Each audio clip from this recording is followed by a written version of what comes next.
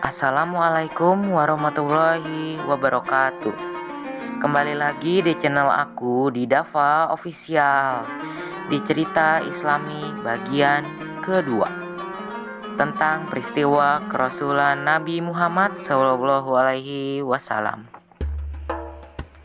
Dikisahkan menjelang usianya yang ke-40 tahun, Nabi Muhammad terbiasa memisahkan diri dari pergaulan masyarakat umum untuk merenung di Gua Hira, beberapa kilometer di utara Mekah.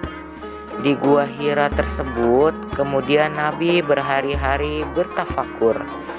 Lalu pada tanggal 17 Ramadan tahun 611 Masehi, Nabi Muhammad mendapatkan wahyu pertama dari Allah melalui malaikat Jibril. Pada saat itu beliau tidur dan terbangun dengan tiba-tiba.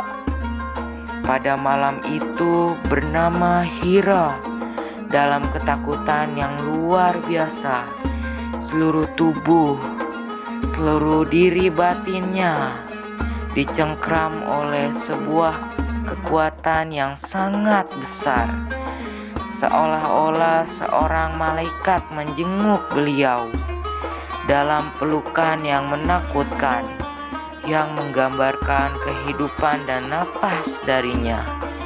Maka ketika itu beliau mendengar perintah, "Bacalah."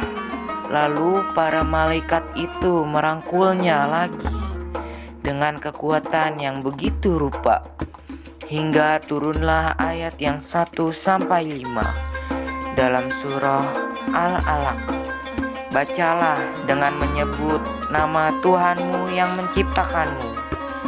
Peristiwa turunnya wahyu itu menandakan telah diangkatnya Nabi Muhammad SAW sebagai seorang nabi penerima wahyu pertama di tanah Arab. Ketika Nabi Muhammad SAW diliputi kegelisahannya, saat itulah turun wahyu yang kedua yang berbunyi, "Wahai kau yang berselimut, bangkit dan berilah peringatan," yaitu surah Al-Mudaththir ayat 74.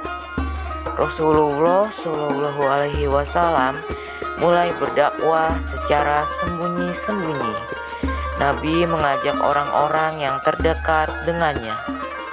Tempat yang beliau pilih untuk berdakwah adalah rumah Al-Arqam.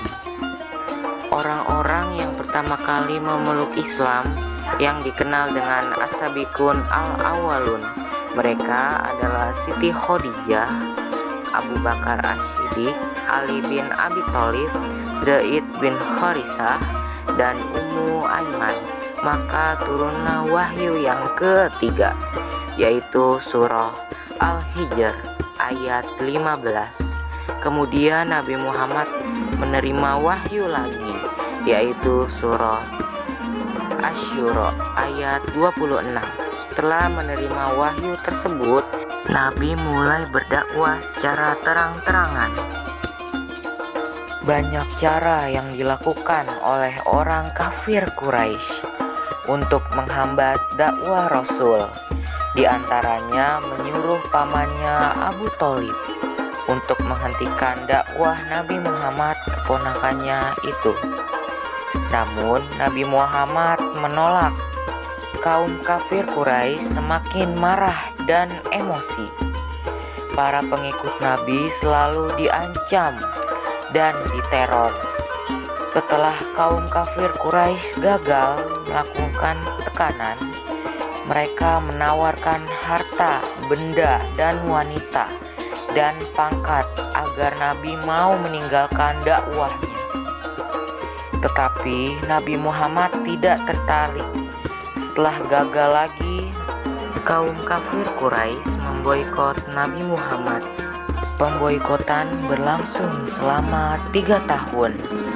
Isi pemboikotan itu digantung di dinding Ka'bah yang ditulis oleh Mansur bin Ikrimah.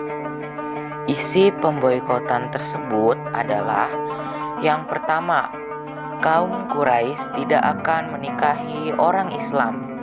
Yang kedua, kaum Quraisy tidak menerima permintaan nikah dari orang Islam. Yang ketiga, kaum Quraisy tidak akan melakukan jual beli dengan orang Islam. Yang keempat, kaum Quraisy tidak akan berbicara atau menengok orang Islam yang sakit. Yang kelima, kaum Quraisy tidak akan mengantar mayat orang Islam ke kubur. Yang keenam, kaum Quraisy tidak akan menerima permintaan damai dari orang Islam.